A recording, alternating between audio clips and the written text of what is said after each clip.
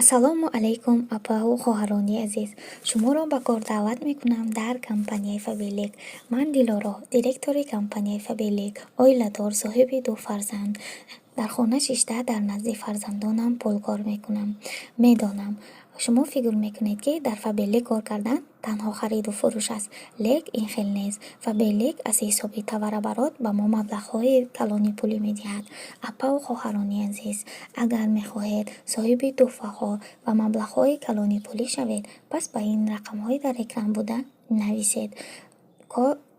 Ҳам дар Россия ва ҳам дар Тоҷикистон кор карда мешавад. Регистратсия ва обученӣ бепул мешавад. Раҳмат барои диққататон. бонувони азиз, шанси худро аз даст надода ба хоҳари азизамон дар тамос шавед. ассалому алайкум, хушомадем ба канали мо. умедворам ки сиҳату саломат ҳастед. як хоҳар дар комментарий аз ман хоҳиш кард ки чӣ доруҳое ки ман ба духтарчам додагӣ будам ҳамуна нишонтиям видеода гуфта. Умда ман ҳозир доруҳое ки ба духтарчам додам ҳамуна нишон метим барои ҳамин хоҳар. барои сулфаш макасалван гирифтем и таркибаш составаш амбраксолай. Росташ нархаш даёдам несту, упаковкаш уже партофтам. барои сулфа хеле доруи хубае. баъд барои биниш атривин гирифтем, не 15 дирҳамай, қиматам нест. и барои бинишай не спреям барои бинишай и оби баҳрай. иам росташ даёдам нест нархаш, уже упаковкаша партофтагиам. баъд барои температураш панадол навистагӣ будан и ай 2 моҳа сар мешавад. ҳамина гирифтем бо. баъд ине хали антибиотик навистагӣ будан 28 дирҳамай. и барои ҳамо варами гулуш буд. и антибиотикам гирифтем. и 7 рӯз додам. баъд аллергический нехали дору составаш цитиризинай 5 mg айям додам. иам навистагӣ будан. барои ки вақте ки гулуш инфекция гирифтагиай вай по-любому мехора, барои ҳамон аллергическиам навистан сироп.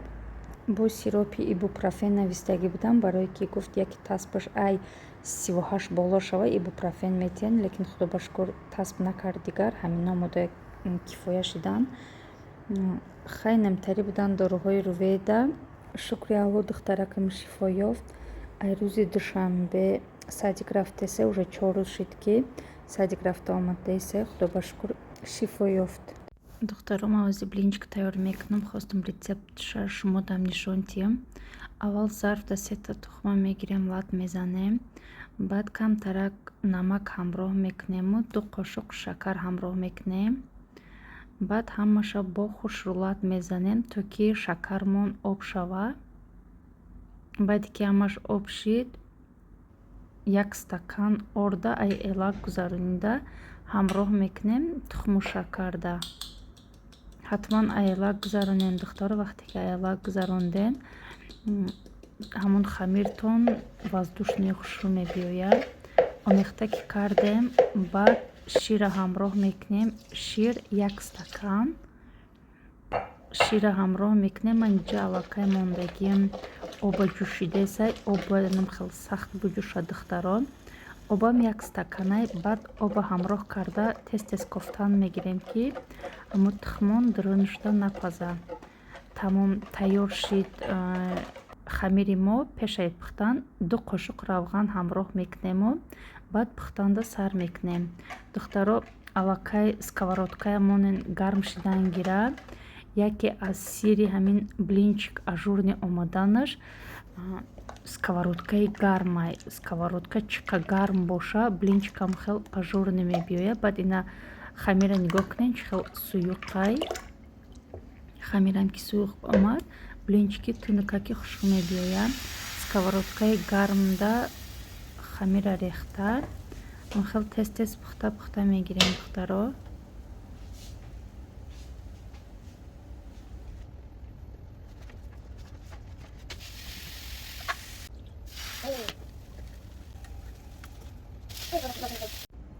духтарина блинчикҳоамаш тайёр шидан.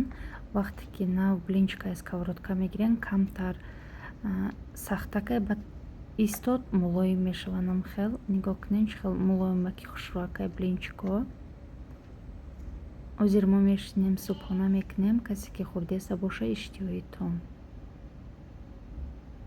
духтар, ҳозир ман мехоҳам бурек тайёр кунам. барои ман хеле слоеное тесто тайёр гирифтам. худам тайёр накардам, тайёрша харидам. Корам тезтарак шава гуфта инҷода фарш кардагим. Фарш ай гӯшти гов, камтарак гӯшти мурғ, пиёз, баъд якта картошка, зиравори и равғани растанӣ, барое ки ман гӯшти беравған истифода мебарам, ва намак. ҳамаша омехта карда мемонем. Фарша хамироянам хел тунук мекунем. хамирои тез тунук карда мегирем духтаро. баъде ки хамироя тунук кардем, мо аллакай духовкаи мондагиам гарм шидан гирифтесай дар дараҷаи 200 градус. начинкаша мондам хел маҳкам мекунем. рулет борин мепечонемшон. ҳамаша печонда листи пергамендорда чиндан мегирем. наздик бичинен духтаро, натарсен. вақте ки идам кард ба дигариш хел мечаспа, хушрӯ мебиёя.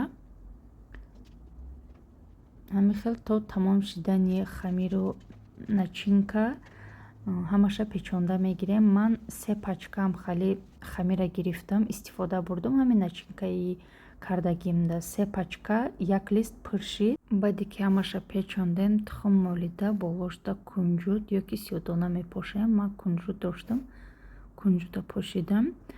баъд дар духовкаи гарм дар дараҷаи 200 градус 20-25 дақиқа мемонем ки паза. ина духтаро бурек тайёр шидак. нигоҳ кунед чӣ хел иштиҳовар омад. ҳозир мемонем камтар хунук мешава. баъд ай лист метонем ки бигиремша. хеле иштиҳо оварай ва метонем ки дар ягон маъракаотонам истифода барен.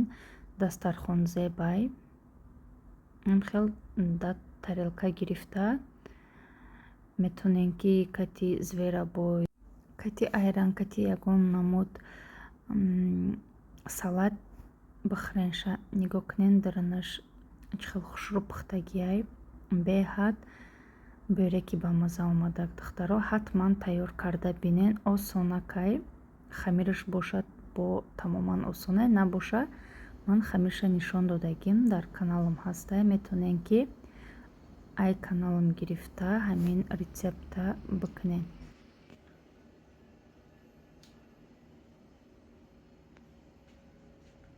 духтаро, имрӯз тирезаҳои мо ай берун мешуванд. инҷа мо худмон шута наметонем, барое ки этажо баландан ва тиреза камтарак кӯй карда мешавад, полностью кӯй карда намешавад. барои ҳамон инҷода худшон тез мешуванд. ам хел нигоҳ кунед тросода кашол шида чанд каса мешуванд. и шуштани иё да ҳамун чарч сервисе ки мо месупорем ҳар сол ҳамуда дохилай. духтаро, ина тирезаи моя шута шидан, этажи моя шутан шидан. бо поёноя шутан мегиранд. ай боло шута омадесан. чанд рӯза иё шутесан. барои домкати амхел пешои домкати ҳама ҷоя ба навбат шута гирифтесан ҳама ҷоя. иш боша блоки баранги монай. нигоҳ кунед духтаро, тросода кашол шидам. хел тирезаҳоя шутесан. ай баро тирезаҳо ҳуй намешаванд. ай пеш фақат ҳуй мешава, ҳаваям камтарак ҳуй мешава. барои ҳамон иё ҳамашон худшонам хел шута мегиранд.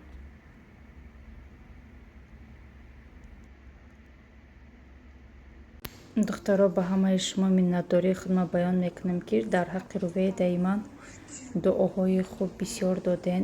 шифо хостем барои духтараки ман. худованд фарзандотон ҳеҷ вақт дарду ғама набинанд, ягон вақт касал нашаванд. чӣ орзуи ниятие ки дошта бошед иншоалло ки амалӣ гарда. ба ҳамаи шумо боз як бори дигар миннатдории худро баён мекунам. Молодец.